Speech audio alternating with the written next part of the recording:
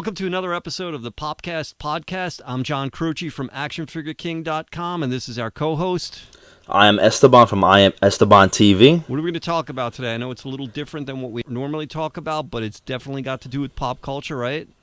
Yeah. Well, I read an article a couple of days ago, and I thought, it kind of inspired me for this topic. Yeah. Which was interesting. Do you think the economy plays into a role of why, I guess, people are into comic book heroes today? What? Why it's such a big thing now? I mean, offhand, when you hear that, I don't think people would say yes. I think that there's, just a huge disassociation between the two things. But having read the article and having thought about this somewhat, I think there probably is a deliberate connection within a certain demographic, and that demographic being, the typical person who follows this sort of pop culture, comic universe type thing. Yeah, I definitely agree with that. Especially, I guess, the age range, I would say, you think will play a big role. Right. Because, right now the economy is really hard for the kids right now, I guess. What would we say, between the ages of recent college grads, I guess, between 24 and 30, I guess? Yeah, because it's been going on for a while. I mean, the economy's been slumping, and they refuse to call it a depression. They want to call it the Great Recession. Yeah. Label's a label. Call it what you want. It still has the same effect, but it's been going on for a long time. I mean, not long after, 9/11, within a few years, things really started to tank, and then the real estate market tanked, and the dot-com bubble burst and stuff, and so you end up with really a whole decade worth of people who went to college and are either unemployed or underemployed. Yes, a lot of the Starbucks Bartistas. Right, and that's the group. College graduates with degrees working there, Right, and that's the group we're talking about primarily. But of course, with regards to the economy, you have a larger group of people who are unemployed and underemployed because, when jobs go, it never just affects one group exclusively. Yeah, it affects everybody. Companies got to cut back, got to cut costs. Right. Get rid of the older people because they cost too much money. They've been there for the longest. Right. So you have that group too, right? You got the older group who's going to lose their jobs because they're being paid well. But when they can just hire a recent college grad for 1/3 or even 1/5 exactly of the money. But all that said, there still is a large group of college grads who are coming out of school and aren't employed because there's just so many people, and it doesn't matter what you studied. I mean, I've heard about this you could have studied law. This is one of the largest areas where people went into this field thinking, I'm going to become an attorney, I'm going to make good money and stuff. But so many people did it, and then all this other stuff we're discussing hit, that you have this large group of people who are qualified to practice law now, but there's no jobs for them. Yeah. So the article also, talked about how this was happening in Japan 2 decades ago. Oh, yeah. Because obviously, I follow a lot of pop culture and a lot of stuff that comes from Japan, like anime and Japanese stuff. Sure. So I actually follow this a lot closely for the past couple of years because I feel what's happening to Japan is going to end up happening to us. Well, yeah, their economy it's been going on for a lot longer and for different reasons, but we've kind of ended up in that same place. Yeah, well, because I feel because they got overpopulated. All the buildings are high rises now. Everyone lives in the small apartments. Right. And I feel that's going to happen to us too because we're getting soon. We have a great, obviously, larger landscape than Japan. Right. But it's going to get to that point where we're going to be overpopulation. Everything, apartment buildings are going to be up. There's no such thing as houses anymore. Right. Well, part of what you're talking about, it branches into other areas of, when you look at Europe, Europe is considered a much more mature society in so far as when you look at countries like Italy, they're having less children. Yes. So they're actually almost consciously reducing their population, whereas in the U.S.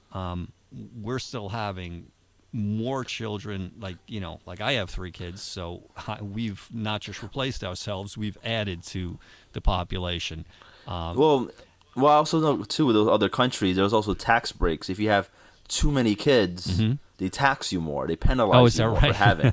Yeah, that's how they're trying to control it. That's interesting. I mean, So there's tax incentives just to have one kid. yeah, I mean, You know? what you're saying could be true in the future. Of course, one of the things that's unique about the United States, having, I've worked with people, a lot of people from overseas, and they're always amazed at just the size of this country, from shore to shore, from west coast to east coast. It's a very big country. So to truly overpopulate, we've got a long way to go.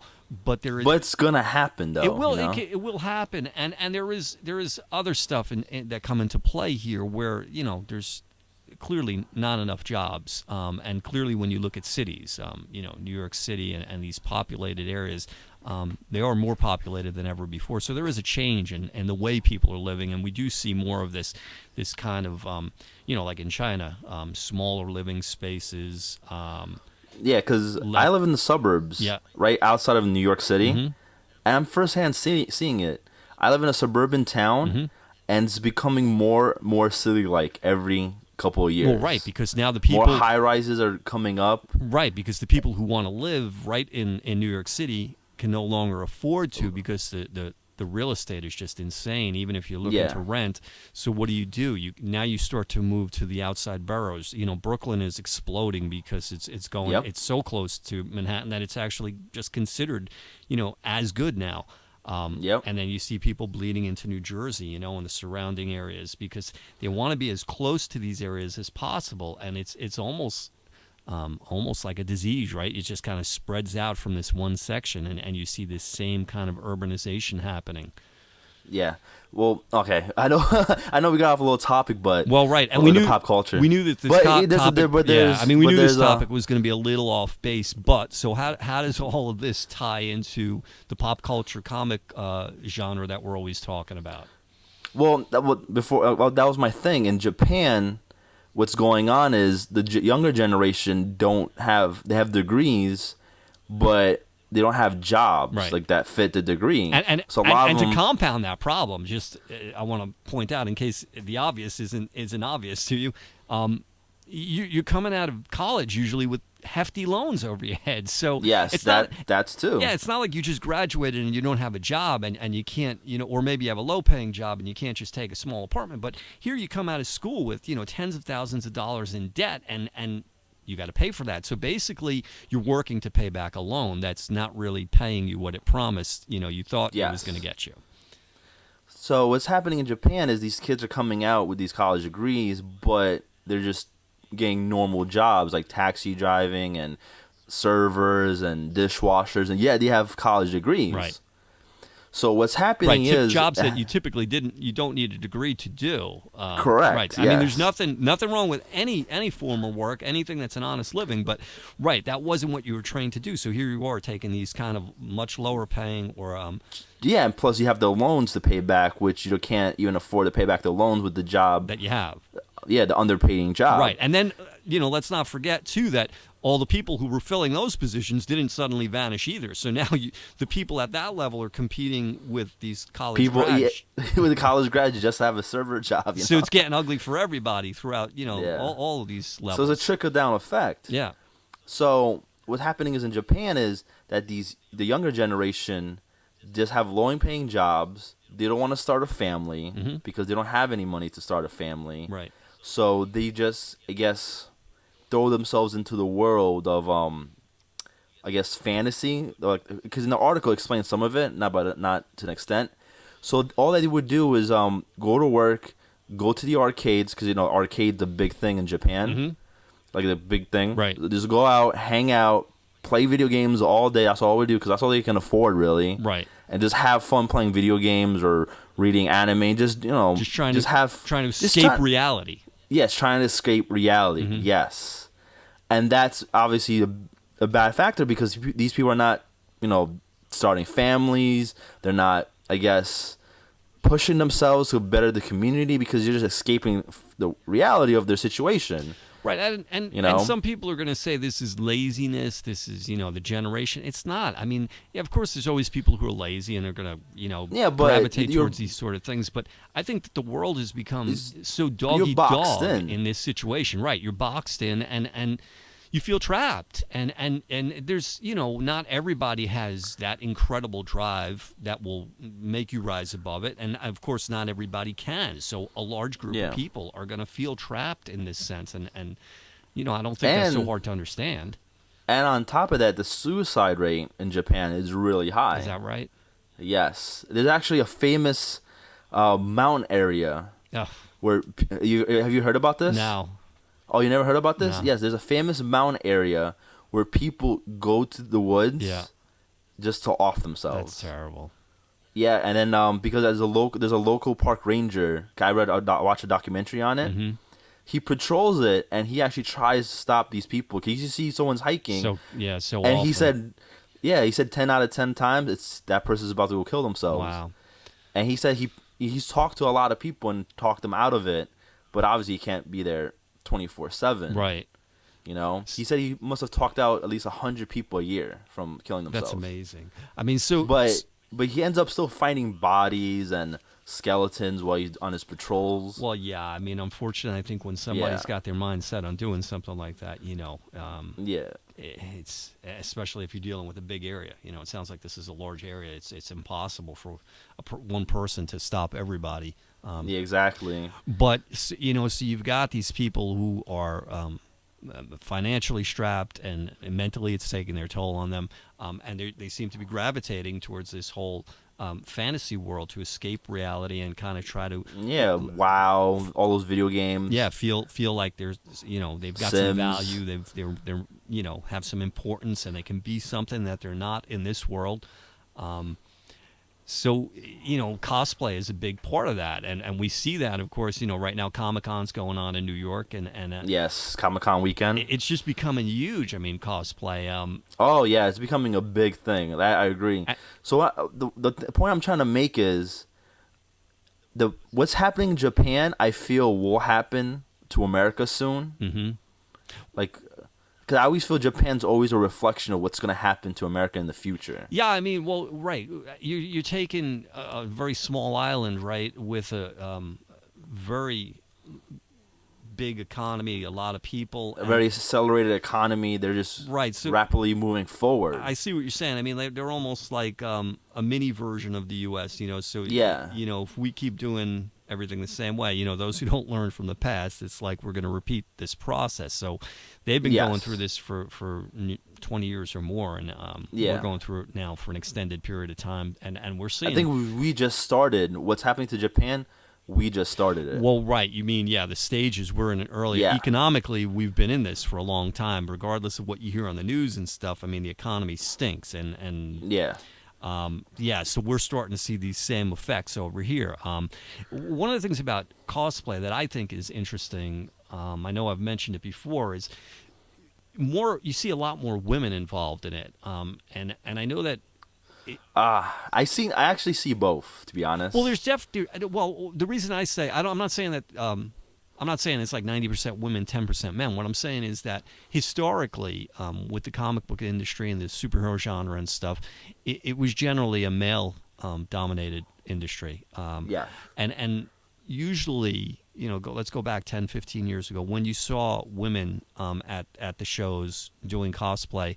I remember you used to go and there'd be a lot of like Playmate models or, some woman who had some sort of sexual connotations, very voluptuous, and they'd be at these shows half naked because, of course, all the guys were like standing around drooling and they want to talk to a pretty girl and stuff. And that's changed now. That's changed. Now you see a lot of women who are doing cosplay just because they're as much into it as the guys are. Yeah. Well, that's the thing. There's also another thing behind cosplay that I've spoken to a lot of cosplayers, and it's a big thing in the community. Some people say you're not really a cosplayer if you don't make your own costume. You don't make your own costume. So yeah, there's a whole entire big thing about that. Well, so like it's kind of like for me, I don't do cosplay. For me, when I dress up for a Comic-Con or anything convention. I'm just throwing on a costume. I never honestly use the word cosplay. Right. I'm just, because I didn't make it or whatever. And it's still just, I think that's just for me, it's a crook way of saying it. I'm just throwing on a costume Well, to go so let me ask you and something party then. and hang out and have fun. It's You know? tying it back to this original article in the economy and stuff. I mean, so yeah, of course, there's more creativity involved when you're making a costume, especially with some of the costumes we've seen. I mean, they're phenomenal. Yeah. Do you think? Isn't it? Is there any of that ties back to the financial aspect? Do you think? Well, what I was gonna say before was, because we're in the early stages. I feel what happened to Japan. Mm-hmm. We're in the early stages of what's gonna happen, and I feel this entire explosion of superheroes and comic books, like our superhero and comic books, is what Japan's anime Right. is to them. Right. And obviously that's very big in Japan. Right. But I mean, clearly, so and kind of ironically, the whole costume thing. I mean, you can get. Look, we're coming up on Halloween, right? And every store has superhero costumes now. And then Toys R Us and Hasbro and all these sites are selling kind of peripheral costume stuff. They sell a mask that's more of a high-end mask, or a gun, from Guardians of the Galaxy and stuff. Yeah. And that stuff used to only, if you saw, of course there was always much less of it, but if you saw it, it was only around Halloween. And now you see it all year long. So there's part of the industry now. They know that they can sell dress-up stuff. So there's big money in that. So do you think these people are saying, well, if you spending money on it, you don't really fit into our culture because, this shouldn't be about money. This should be about creativity. Creativity, right? Which is kind of ironic because I think that most of these costumes, these homemade ones, are just so phenomenal. The resources that it required and the money that they invested in making it probably cost them a lot more than if they were to go out and just buy something. But it's night and day. I mean, what the stuff that's made is just phenomenal, and the stuff that you buy looks okay. Yeah, it's all right. It's good enough. But so anyway, like I was saying before, so what's happening in Japan, what Japan's animes to them is what is our superhero stuff is to us in America. Right. And we're in the early stages, I feel, what happened to Japan is going to happen to us. So I think there is a strong correlation between the explosion of the superhero pop culture.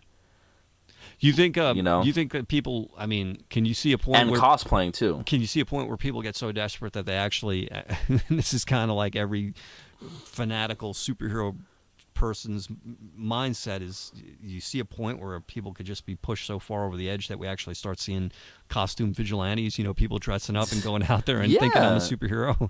It does happen actually. Yeah, I mean, I've never actually heard of it. No, I mean, maybe I don't investigate it enough, but there's a really good documentary. Yeah, it's on Netflix. I forgot the name of it. Is that right? Yeah, it's about these guys that dress up and they're vigilantes. Okay. I really kid you not. It's a very Kick-Ass. You saw the movie Kick-Ass? Yeah. It's basically just like that. I mean, obviously not to the extent they're running around with guns and shooting off people. Yeah, I mean, the closest I could say I've ever seen anything come is, I think it started in New York City, was it Hell's Angels? Is that the guys? Yeah. The bike guys? Yeah. No, not those guys. I'm thinking of the guys who would, I got the guy's name on the tip of my tongue. He started that group that they would patrol the subways in the 70s when crime was so bad in New York City. Yes, I know. I think I know what you're talking about. They would wear the red hats, and I mean, in some ways when you would see them, they'd be a little ominous.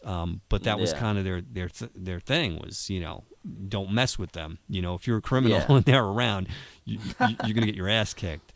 And they're still around. I've read something about them recently. So that, I would say, that's kind of the closest I've ever seen to vigilantism, in the real world.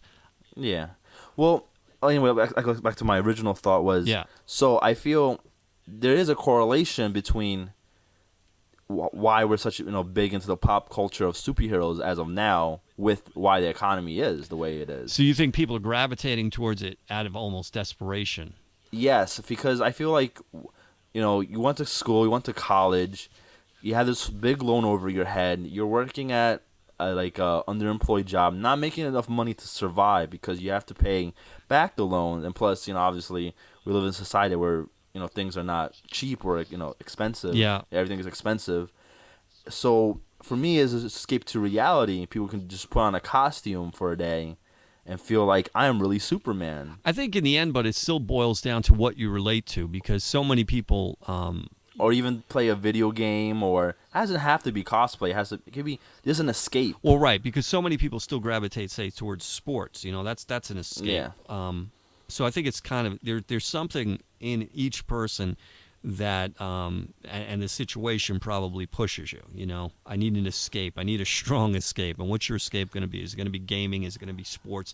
Is it going to be cosplay? I think with the almost overexposure right now of the whole superhero genre, we're probably seeing more people move in that direction. Yeah, because I feel like, especially with Comic-Con, ever since it started, more and more people are going.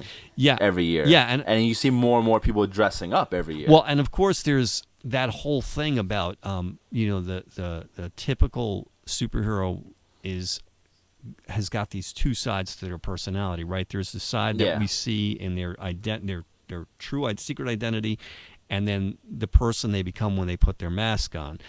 So I think that probably is coming into play too, where people feel like they can dress up and just be, not just escape, but they can truly become somebody else. They can feel like they're somebody else. They can behave in a different way.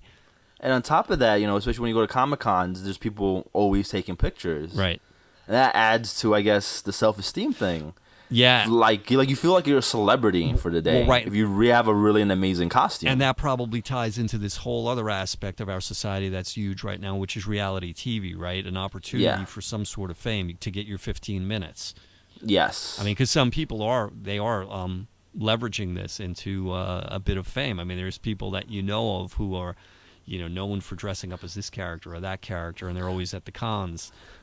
Well, I'm not gonna lie, I really have a bone to pick with those people. What's that? Because for me, I feel it's kind of ridiculous to be the same person all the time. No, not the same person, but a professional cosplayer.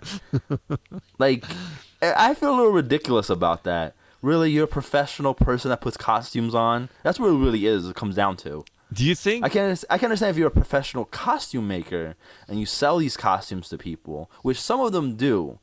Those group of people, I understand. Yeah. Because they want to they have a costume business and they're promoting themselves. Look at the costume I made for myself. I can make one for you too. Right.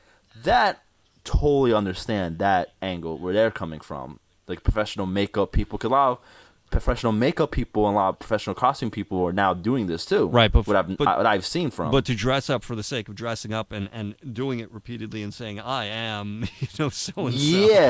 Yeah. That for me is kind of absurd that you're a professional person that gets put costumes on. But isn't that what we're talking about here? I mean, in its most basic form, we're saying these people are unemployed, underemployed, and this is their escape. Yeah, but I even go a little bit further than that. Like that, I don't even mind if you want to be a professional, not even professional, but you want to be famous for putting costumes on. That fine. You want to be famous for that? That's cool. But then I'll take it a step further. You want to charge people these ridiculous prices of your prints, like the $20, $30 and stuff of your merchandise of what. Now I'm like, okay, now you're getting a little out of hand, buddy. Well, so. And I'm just curious. I mean, specifically, because I get the same way with a lot of stuff. So I'm asking this almost. It's like how we get upset at comic book writers for charging us $40 for a signature. Right. So does it make you mad just like that they're doing it's the same it, thing. or does it make you mad that they're doing it and they're actually making money doing it? Well, for me, I don't really care. I mean, it's good for them. They're making money. Cause like you say, we're in a society. It's really hard to get money. Right. It's kind of the same level with scalping. I know we both. I hate scalpers, which is falls. I feel like just all that falls in the same category. Yeah, I mean, so I think there's people who are doing it as a severe form of escaping this horrible reality. But then I think some people may be doing it in a combination of to escape reality plus to supplement their income. Yeah. So more power to you if you can leverage that into something. Yeah, more power. At least scalping. I feel like scalpings are dirtbags, but those people I understand. Like, you gotta make money somehow, and if people are willing to buy their prints and their merchandise, Well, and this is what's creating this whole that's climate. good for But I them. mean, so you've got more people competing for the same amount or less jobs, and everybody's trying to figure out a way to make a buck. And even though you've got people Yes. selling their prints or whatever it is, you've got A Ninja Turtle toy for $50 when they got it for 10. right, the people scalping the toys and stuff. But you've still got the rest of the economy, the rest of the people in this economy are suffering from the same thing. They have less dollars to spend. Yeah. So you're trying to sell something at a time when it's really hard, and that's what's kind of compounding the situation. Everybody's got something to sell, whatever it is.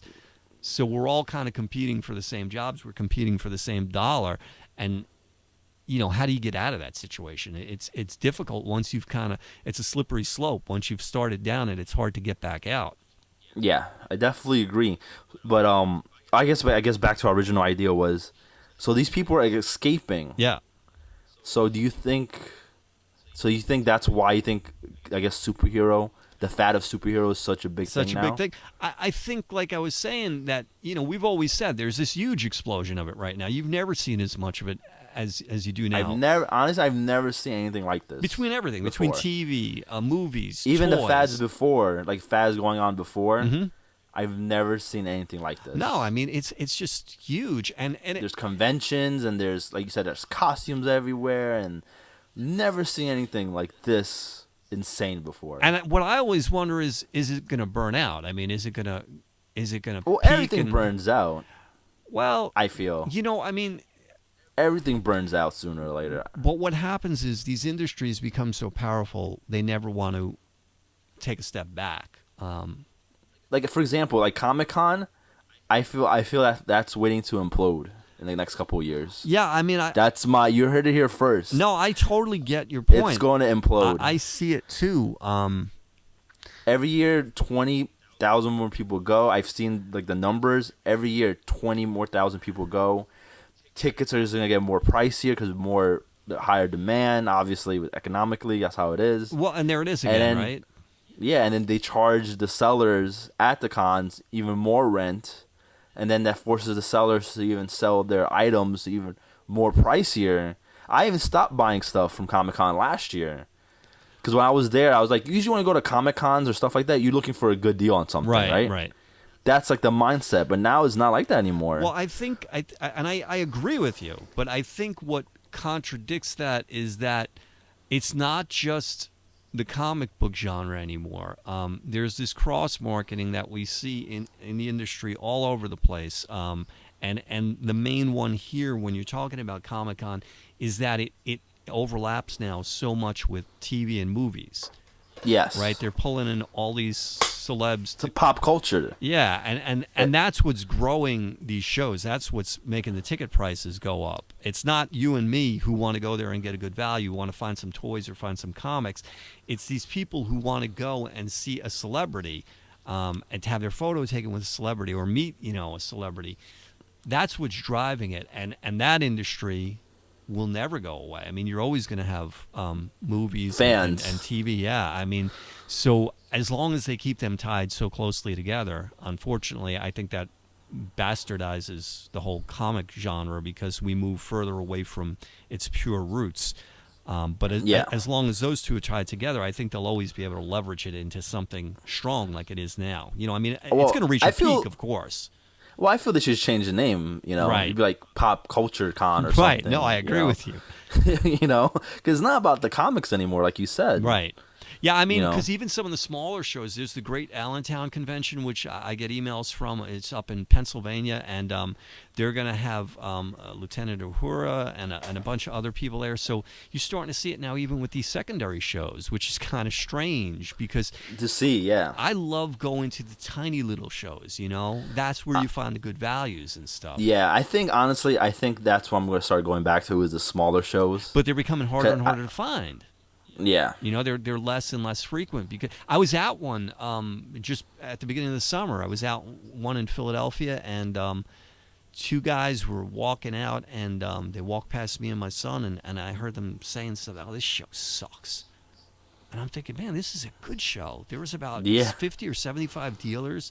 They were great. They had great books. They had great, great deals and stuff. Well, those people were probably there because they want to see like celebrities and people dressed up. That's exactly it. That's exactly it. One is big skeptical. So all I can do is hope that that sentiment is not being conveyed back to the dealers and back to the people running the show, because that's a type of show that I don't want to see go away, because then to me that's the end of it all. Because I'm not, I do it a few times a year. I go to one or two of these bigger shows. I'm part of the younger generation, but I still I have like an old school mentality. Yeah. I like those small shows. I like rummaging through books, like long boxes of books, next to somebody. Hey, what are you looking for? Hey, what are you looking for? Oh, I'm looking for such and such book. Oh, I found it over here. Right. Take a look, and you start a conversation with somebody. Exactly. And then it's just great meeting about people like that. I feel at the smaller shows, and then you should read this, and you get other suggestions from what you guys want to read, or check out this toy line that I'm trying to buy right now, this and that. Yeah, I mean those were the only shows I had growing up. You had the one big show, once a year. It would travel around the country, but it wasn't Comic-Con. I mean, it wasn't what it is now with celebrities and stuff. It was still about the comics. It was still about the writers and the artists. And to your point, I remember being at a show in New York City. I don't remember what show it was, around, I don't know, maybe it was 95, 98 or so. And I was rummaging through some boxes on the floor like a dog, just digging away. And guy next to me, we're having a conversation. I didn't know him. And all of a sudden he says, "Oh, I don't like seeing that." And I'm like, "What?" And he goes, "Oh, my book in the 25-cent bin." And I was like, "Seriously?" I didn't know who he was. And he's like, no, it is. It's my book. So I said, "I'll tell you what, I'm going to take that." And he's like, "Bring it over to my table." He told me where his table was, and he signed it for me. I mean, that's pretty cool. Yeah, I mean, that's the kind of interaction that you want. You don't, I don't want to meet the celebrities, because it just doesn't seem genuine to me. You're being paid to do what you're doing. Yeah, that's what I've noticed. I like meeting the lesser known artists. Yeah. They're more sincere, like, and more humble. Like, "Oh my God, thank you for taking time to notice my book and see how well, just to appreciate the artwork and then the storylines for it." Yeah, I mean, I think it ties back to some of the stuff we've talked about recently with smaller businesses versus larger businesses, and the level of customer service that's presented. I think when somebody's hungry, and it ties into this whole economy thing. When you're hungry and when you're still working to make a name for yourself, you're gonna, you're not full of yourself. I think with this economy and everything the way it is, it's hard to be that kind of typical, that type you used to see, the cocky person who just steps all over everybody to get ahead. I think it's really hard to do that nowadays because of the way things are, because so many people are trying to do that. So many people will stab you in the back to get your job or to get ahead. Oh yes, definitely. I worked in the corporate world. Mm-hmm. Honestly, and then I switched over to a smaller business. I work for a smaller business now. Yeah. Honestly, I'm never going back. Yeah, I mean, you see, and it's not to say I've heard of people in small industries where it's just as bad. But I think overall, no, I'm never going back to the corporate world. Yeah, it's definitely more backstabbing going on. Oh yes, it is. When I was working for a big bank. Yeah. It was the worst. People backstabbing, back-talking you all the time. I felt like I was in high school. Yeah. I felt I wasn't really in a professional setting at all. Well, and see, this is kind of weird, too, because then you get people who are so kind of polluted by all of this pop culture, right? They're reading too many comic books, or they're watching too many reality shows, and they're carrying this behavior over from this fantasy world, right? We're talking about escaping reality to get into this fantasy world. And then you got these people who don't know how to separate the two. They go back to their job, and they think, "Ooh, I saw somebody use this type of tactic on, reality show, stab somebody in the back. Let's see who I can get to be on my side, and let's throw this person under the bus." Yeah, I guess I can see that happening too. But that's, the problem is, I want to say it's not reality, but it has become reality. But who the hell wants to live in that world? I mean, like you're saying, you're not going to go back to a big company because you don't want to deal with that. Oh, no, definitely not. I'd rather go work for a small company. Imagine my small company I work for. our revenue is like in the millions, and we're a small company. Right. No, I know what you mean. Yeah. So so it's not like a pop and shop, Right. like a mom and pop shop, whatever. Right.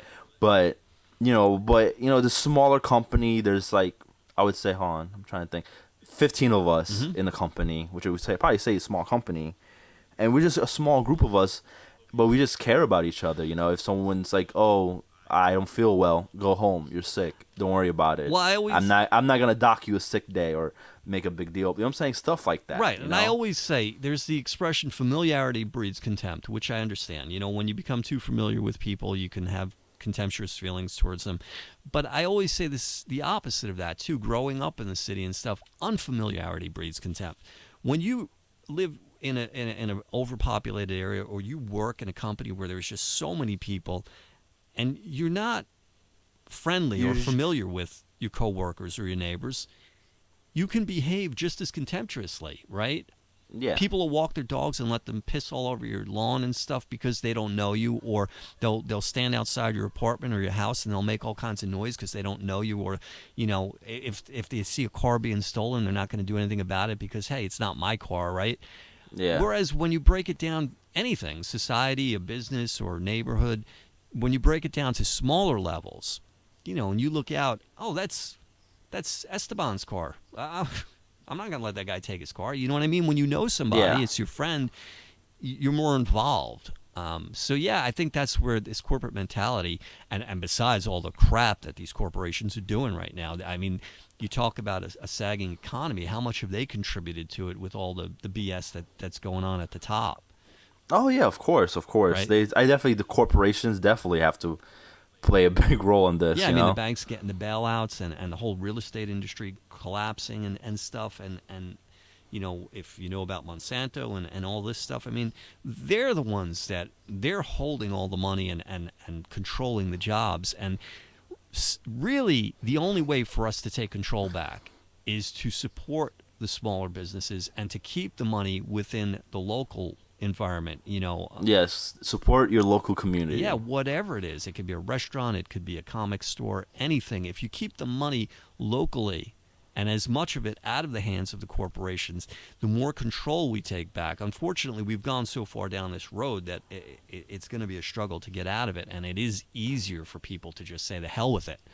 Yeah, of I course. want the best price, and Target's going to give me the best price, or this job is the easiest one to land, and it's in the big corporation, so I'm going to take that one. But we have to fight back against the system. For me, it's funny because it really ties into the whole comic industry in the sense of good versus evil. Yeah, and that's what I guess that's a main point is, does a reflection of what's going on in our society today. There's a reason why people are so, I guess, fascinated with superheroes now. And I guess there's a good question. Do you see more people doing cosplay? Are they dressing up as heroes or villains? I would say offhand heroes, but I could be wrong. Honestly, that's tough because I've seen myself a good hand of both. Yeah, I think people tend to dress up just as characters that they like, or they like the look, or they think it suits them well. Yeah, I think even if you dress up as a villain, it doesn't mean you necessarily have evil inclinations. You know what I mean? Yeah, I think definitely. I think that people who understand the superhero genre, they get the whole good versus evil thing. Yeah. And it sounds hokey and it might seem a little corny, but this is what we're up against now, and this is why people probably are trying to escape reality, because they feel helpless. We want to go out. We want to be the superhero. We want to put on the tights, and we want to kick, the bad guy's ass. Yeah. And same thing I said, at the Comic Cons or anywhere to go, you have a really awesome costume. People are going to take pictures with you, and you kind of feel like a celebrity. Right. For a quick 15 minutes. Right. And I've used I've told probably the story a lot, but when I went to Comic-Con 2 years ago, when me and my girlfriend dressed up as Jake and Finn, while she was Fiona, and everyone was Finn or Fiona, and there was only one Jake at the Comic-Con. I don't know why. But yeah, that whole entire day, every 5 minutes, people were taking pictures of me. Yep. All the Finns were coming up to me. Oh, can we take a picture together? You should have said $2. Yeah, exactly. Well, I should have charged them $2. Exactly. Like everyone else, right? Might as well. You could have paid for your ticket. And then the parents would come to me. Oh, my kid's like Adventure Time. Can you take a picture with them or whatever? Yeah. And yeah, I'm not gonna lie. Honestly, I didn't dress up just to think I'm gonna be a celebrity for the day or take pictures with that in mind. But I felt like famous for the Comic Con for that day. Right. It felt good. I'm not gonna lie.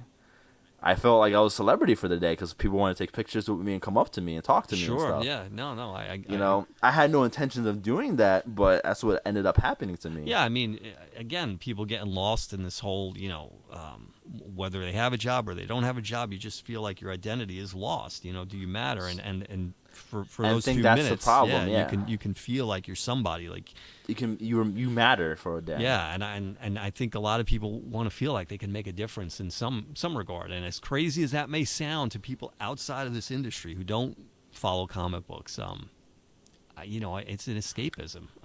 And until your significant other is actually going out and trying to round up bad guys, I wouldn't worry about it. I think it's healthy. Well, like I said, it doesn't.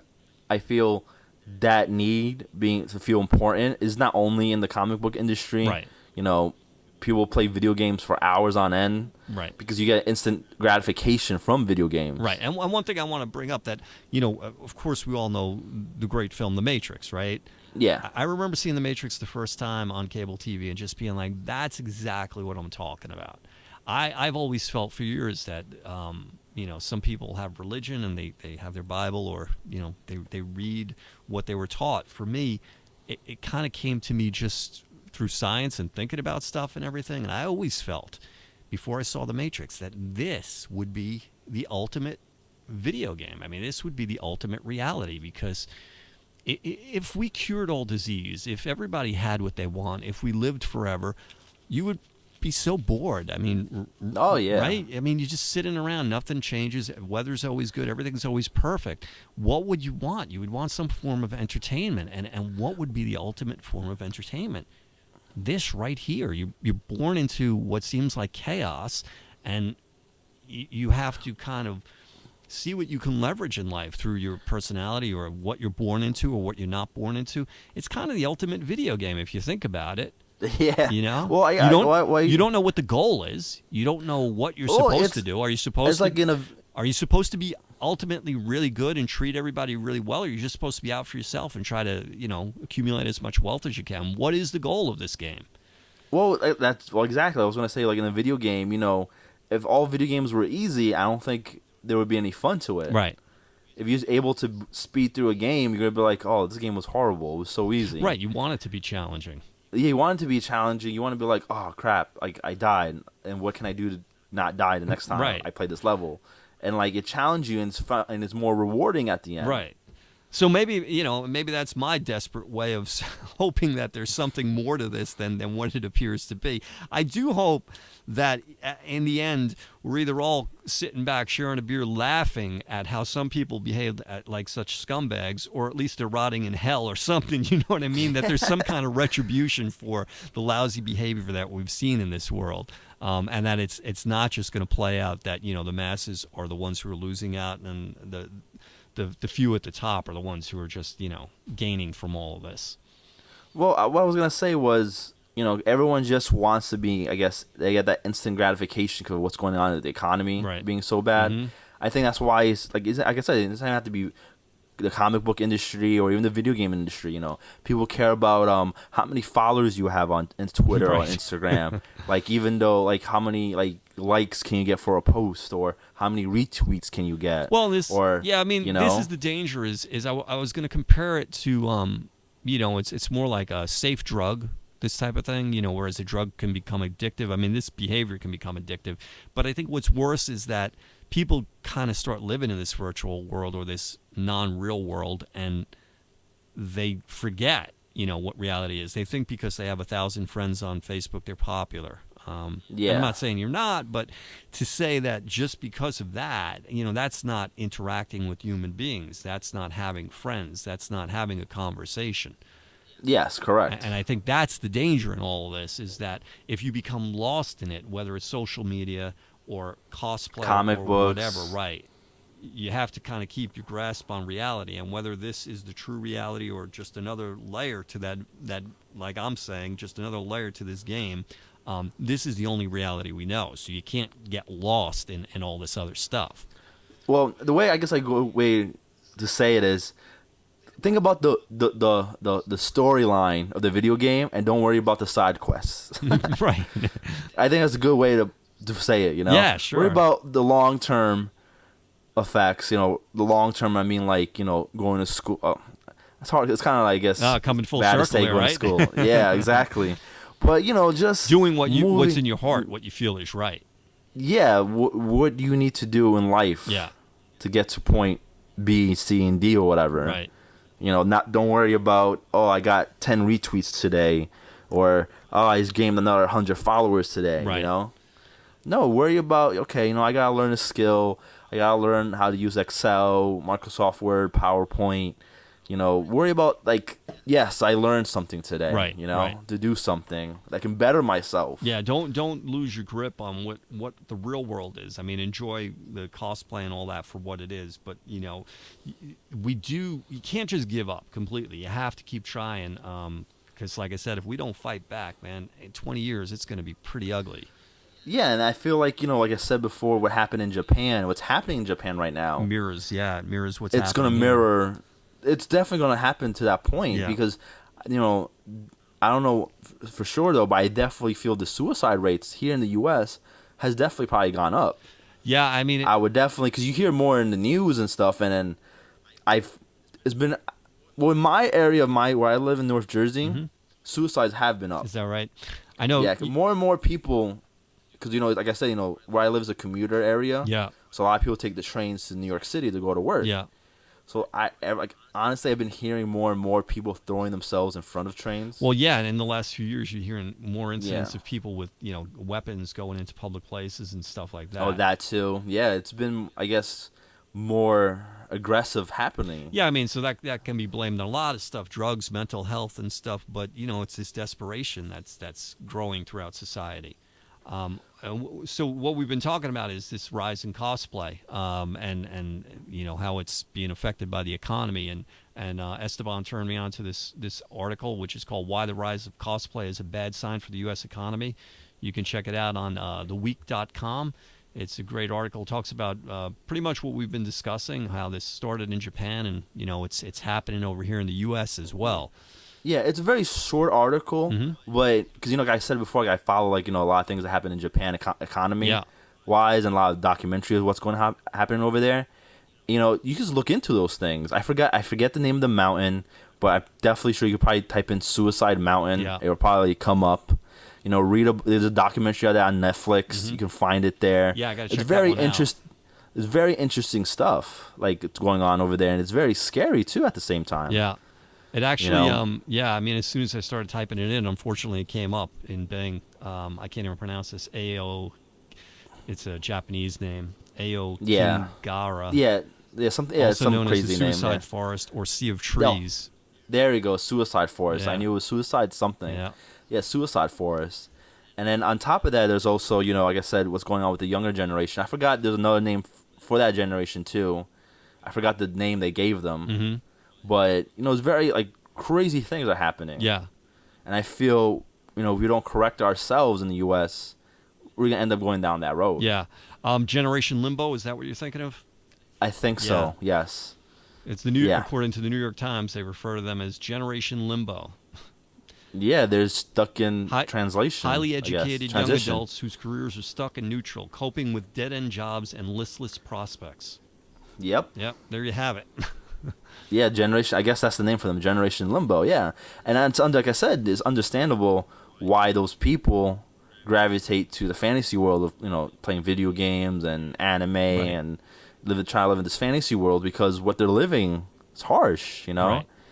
and that's what's happening here in the U.S. too. And I feel there is definitely a correlation with being a superhero. Yeah, well, I think too that, You know, especially with the superhero genre, but I think most of us had good childhoods, and when you look back to being a child, you know, the world is promised to you, right? You can do anything, you can be anything, and if you work hard, you're going to get ahead. but that's not even promised anymore. Right, the harsh reality of life sets in. You come out of school, and this is what you're greeted to. So I could understand why so many people would want to revert back to, something from their childhood. Oh yeah, I definitely agree. And I feel like for me, at a sense too, like it happens to me sometimes too. Yeah. Like sometimes, like I had a hard day at work. The whole entire week was hard, and I come Friday night. I just don't want to go out. Right. I just want to kick back, escape to my comic books, read. Take. I guess play with my action figures. Yeah. I was trying to get around it, but you know what? At the end of the day, I play with my action figures, and and just just escape and forget what's going on for a minute. Sure. But then obviously Monday comes around. I gotta snap back into reality and go back to work. Right. You got to put those guys back on the shelf and tell them I'll see you again on Friday. Yeah, exactly. And I said it's different for everyone. Some people get out of work on Friday and let's go party and drink the whole weekend and forget about their week and then start back on Monday. Well, everyone has their own. Yeah, I mean, escape. It's just a different form of escape, right? Yeah. Yeah, I mean, the important thing is to avoid the addictions, avoid the dangerous behavior. Whatever your escapism is, make sure you understand the difference between reality and that reality, and not let it get to the point where it's just ruling your life and that's all you've become. Yeah, because especially going out. I was using it as an example, but especially going out and partying. Yeah. That's fine and all, but as long as it doesn't affect your health, or you go on party on Sunday and then you miss going to work on Monday, right? But then you go out on Tuesday night and then you miss going to work. And then obviously starting affecting your life. Yeah, I mean, a lot of people fall prey to that whole thing too, and for the same reasons, I think. And the same thing with video. It can happen. I'm not saying with just drinking alone or drugs, or whatever. It can happen with anything. I feel. Yeah. Video games, comic books. I can easily Sunday night stay up all night playing video games and then barely get any sleep for work, and then I don't function well at work, or I oversleep and I miss going to work on time. Right. Well, and this could be part of it too. There's so many different industries competing for our eyeballs every day. Oh yeah, then that's another thing that plays into account too. Yeah, I mean, just as we've always discussed, just within the comic industry, you've got the gaming and the movies and the books and the toys and the TV. And then, of course, all of those branch out into every other industry. There's gaming. If you don't like comic books, that doesn't mean you're not going to be a gamer. You may like sports, or you just may like fantasy or whatever. I mean, there's so many different genres of games. And then there's sports. If some people are just submerged in sports. And exactly, with fantasy football. Yeah. Because I play fantasy football too. And honestly, that's another escape for me on Sundays. Yep. I totally forget, what's going on in my life. I'm on the TV for 5-6 hours, cursing at the TV. Screw you, Hakeem Nicks, or screw you, Peyton Manning, for throwing that interception. And you get trapped in this world. Right. I feel I am in a world while I'm playing fantasy football, because I'm looking at the game, looking at the stats on my phone. And I'm like, oh man, I hate you, Peyton Manning, or I hate you, Hakeem Nicks, or I hate you, Eddie Lacy. Yeah. Or I'm texting my friends yo, do you see that interception or that touchdown or whatever?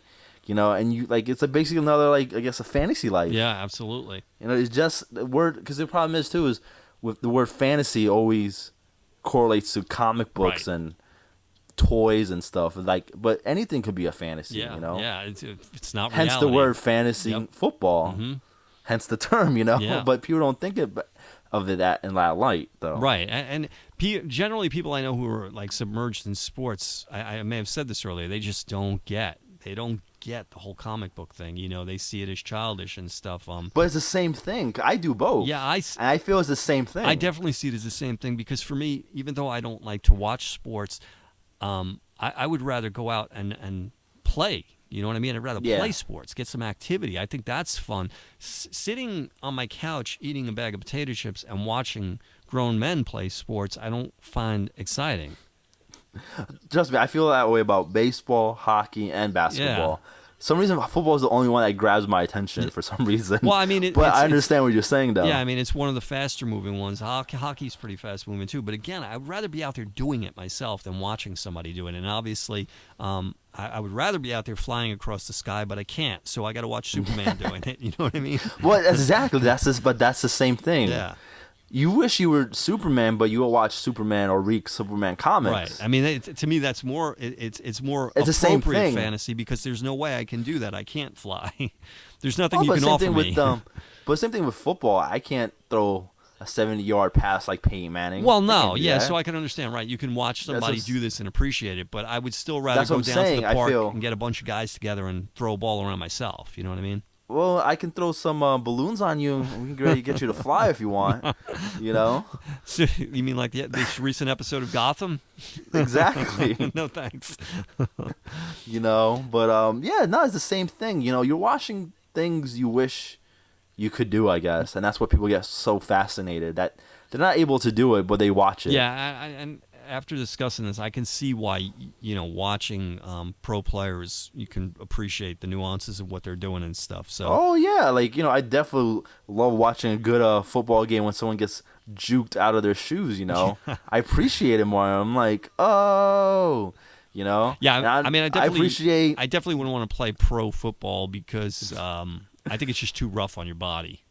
Oh yeah, no, it's definitely rough. But at the same time, you know, when you watched the Hulk in the Avengers movie, the first one, when Hulk was smashing all the guys, you probably get the same feeling. You're like, oh, yeah. Snap, you know? Right, but I know if I was really the Hulk that my body would be so rugged that, you know, I could take that beating.